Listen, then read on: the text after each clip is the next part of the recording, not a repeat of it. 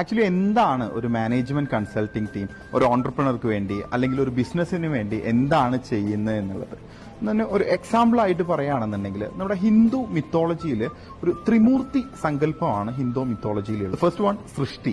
സൃഷ്ടി എന്ന് പറഞ്ഞു കഴിഞ്ഞാൽ ഡെവലപ്പ് ചെയ്യുക, പുതിയൊരു ഇന്നോവേഷൻസ്, പുതിയൊരു ഐഡിയ ജനറേറ്റ് ചെയ്യുക, ഒരു പുതിയൊരു കോൺസെപ്റ്റിലോട്ട് കൊണ്ടുവരിക, പുതിയൊരു ബിസിനസ് മോഡൽ ഡെവലപ്പ് ചെയ്യുക. രണ്ടാമത്തത് സ്ഥിതിയാണ്.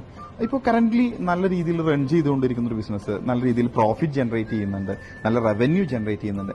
ബട്ട് അവരുടെ ഓപ്പറേഷൻസിലെ ചില മിസ്റ്റേക്കുകൾ കൊണ്ട് അതിന്റെ ഒരു സസ്റ്റൈനബിൾ ഗ്രോത്തിനെ അതൊരു വെല്ലുവിളിയാകുന്നുണ്ട് എന്നുള്ളൊരു സ്റ്റേജ് വരുന്ന ടൈമിൽ ആ ഒരു ഓപ്പറേഷനെ ഒന്ന് സ്റ്റാൻഡർഡൈസ് ചെയ്യുക, ഉള്ള ആ ഒരു സ്ഥിതിയെ തന്നെ ഒന്ന് അപ്ഗ്രേഡ് ചെയ്തുകൊണ്ട് അതിനൊന്ന് സ്റ്റാൻഡർഡൈസ് ചെയ്യുക എന്നുള്ളതാണ് ദ ലാസ്റ്റ് സ്റ്റേജ്. സംഹാരമാണ്.